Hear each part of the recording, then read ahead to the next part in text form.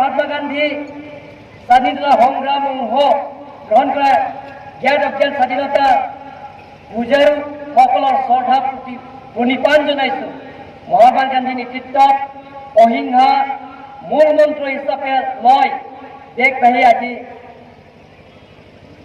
British অধীনৰ পৰা স্বাধীনতা অৰ্জন কৰিছিল। আপোনালোক সকলোৰে ইয়াত যে স্বাধীনতা কালত দেশত আন ৰাজ্যৰ লগতে অসমে উন্নয়ন আৰু প্ৰগতি পথত আগবাঢ়ি আহিছে। বৰ্তমান প্ৰধানমন্ত্ৰী নৰেন্দ্ৰ মোদী ডাঙৰীয়া নেতৃত্বত ভাৰতবৰ্ষৰ উন্নয়ন গতি ত্বৰান্বিত হৈছে। ভাৰতবৰ্ষ আজি সমগ্ৰ বিশ্বৰ ভিতৰতে এক অন্যতম শক্তিশালী ৰাষ্ট্ৰৰূপে আত্মপ্ৰকাশ কৰিবলৈ সক্ষম হৈছে। প্ৰধানমন্ত্ৰী ডাঙৰীয়া সবকা সাথ সবকা বিকাশ সবকা বিশ্বাস আদৰ্শৰে অনুপ্ৰাণিত হৈ জাতি বৰ্ণ ধৰ্ম ভাষা নিৰ্বিশেষে ৰাজ্যবাসী সমবিকাশৰ বাবে আমি সংকল্প গ্ৰহণ কৰিছোঁ। প্ৰধানমন্ত্ৰী নৰেন্দ্ৰ মোদী ডাঙৰীয়া দেশত ৭৫ সংখ্যক স্বাধীনতা দিৱস উদযাপন সৈতে সংগতি ৰাখি আজাদী কাৰ অমৃত মহোৎসৱ নাম এক কাৰ্যসূচী সভাৰণ্য কৰে। সেই কাৰ্যসূচী প্ৰধানমন্ত্ৰী ডাঙৰীয়া দেশত প্ৰতিগৰাকী লোকৰ উৎসৱ বুলি অভিহিত কৰিছে। অসমটো সেই মুহূৰ্তত অংশৰূপে বিভিন্ন কাৰ্যসূচী ৰূপায়ণ কৰা হৈছে। সন্মানীয় ৰাইজসকল, কাৰ্বি আংলং সকলো জাতি জনগোষ্ঠী সকলো ভাষা ভাষী লগত মিলি আমি কাৰ্বি আংলঙত শান্তি বজাই ৰাখিব বিচাৰিছোঁ। ২০২১ চনৰ ১০ মে'ৰ দিনা নৱনিৰ্বাচিত চৰকাৰখনে মুখ্যমন্ত্ৰী ডক্টৰ হিমন্ত বিশ্ব শৰ্মা ডাঙৰীয়াৰ নেতৃত্বত শপত গ্ৰহণ কৰে। শপত গ্ৰহণ দিনা ধৰি চৰকাৰখনে অসমৰ ৰাইজৰ সেৱাত উৎসৰ্গা কৰিছে। ৰাইজৰ সেৱা সম্পূৰ্ণৰূপে আত্মনিয়োগ কৰিবলৈ চৰকাৰে প্ৰতিষ্ঠা মাত্ৰ প্ৰথম দিনতে মাহতে কেইবাৰো সিদ্ধান্ত গ্ৰহণ কৰিছে। পোষণ ব্যৱস্থা ৰাইজবাহী সেৱা পূৰ্ণৰূপে প্ৰয়োজন কৰিবলৈ মন্ত্ৰী পৰিষদত কেবিনেট প্ৰস্তাৱ বুধবাৰে প্ৰতি সপ্তাহে কেবিনেট সিদ্ধান্ত লোৱা হৈছে। পাহাৰীয়া জিলা কেইখনৰ সামৰি এখন অট'নমাছ ৰাজ্য স্বায়ত্তশীল ৰাজ্য মানে state within the state.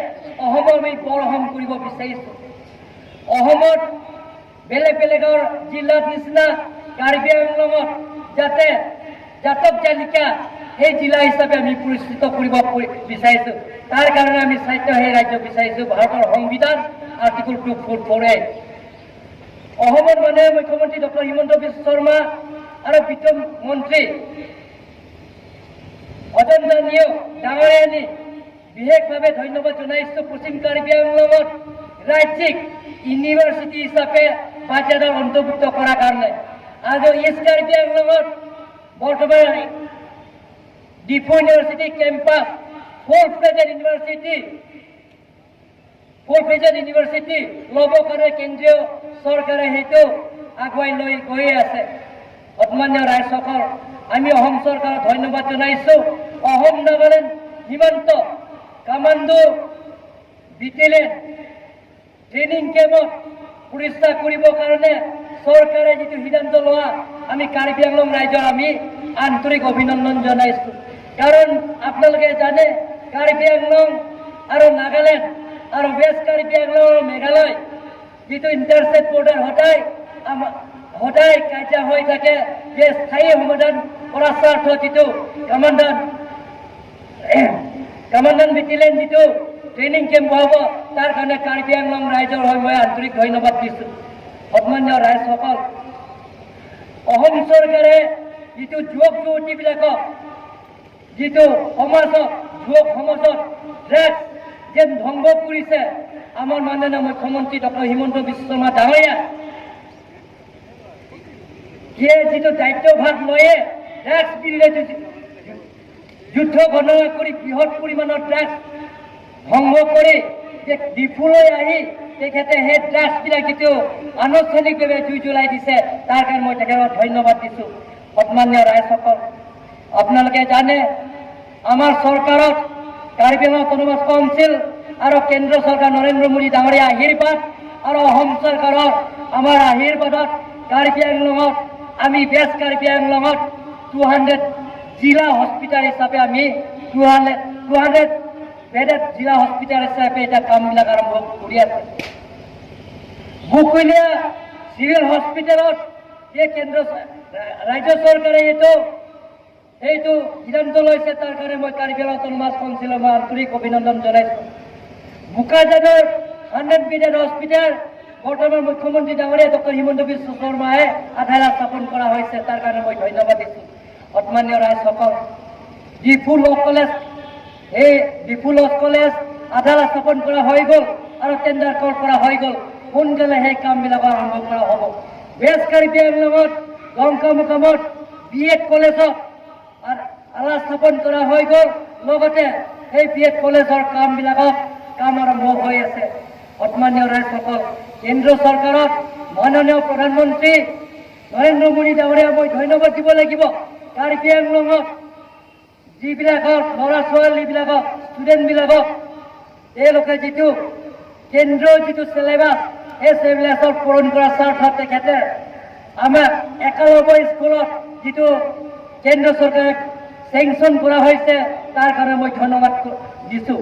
Best Karbi আংলঙত লংকমুকাম আৰু ইষ্ট কাৰ্বি আংলং হাৰঘাট আৰু ইষ্ট কাৰ্বি আংলঙত ডিফু আৰু ইষ্ট কাৰ্বি আংলঙত আমাৰ বৰবগৰী সমষ্টিত সেই 4টা 91 স্কুল এটা 91 স্কুলত নট লেছ দেন 50 crore 50 কোটি টকাৰ ওপৰত সেই স্কুলবিলাকক চেংচন কৰা হৈছে, ৰেচিডেঞ্চিয়েল স্কুল।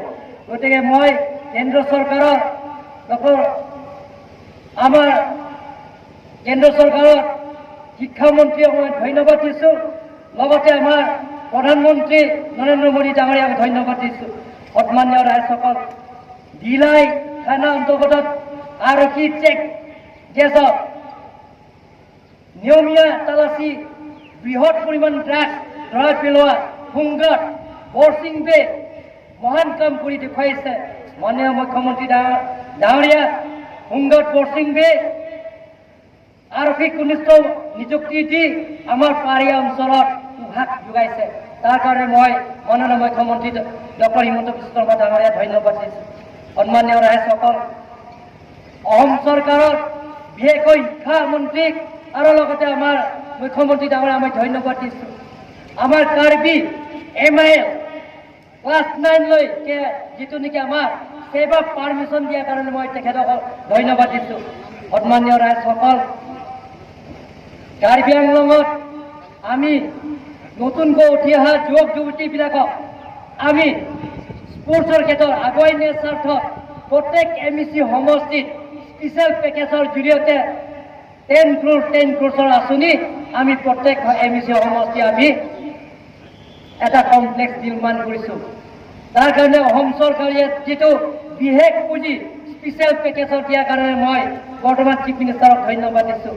সন্মানীয় ৰাইজসকল, ডিফু ল কলেজৰ পৰা আৰম্ভ কৰি BEd কলেজৰ পৰা আৰম্ভ কৰি বেষ্ট কাৰ্বি আংলঙত গাইড কলেজৰ পৰা আৰম্ভ কৰি আমাৰ গভৰ্ণমেণ্ট কলেজৰ দিয়াৰ পৰা আৰম্ভ কৰি ইউনিভাৰ্চিটি দিয়াৰ কাৰণে মই অসম চৰকাৰৰ মই ধন্যবাদ দিছোঁ। সন্মানীয় ৰাইজসকল, কাৰ্বি আংলঙত